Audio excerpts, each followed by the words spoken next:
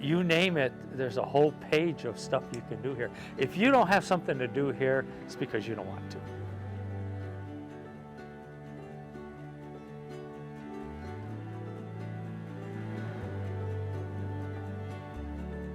What makes Pueblo El Mirage so special is the people.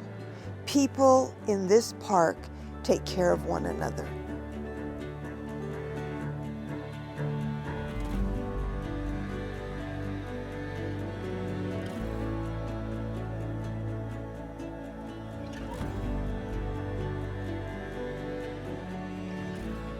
We worked our whole lives to be able to live like this, because this is a phenomenal way to live.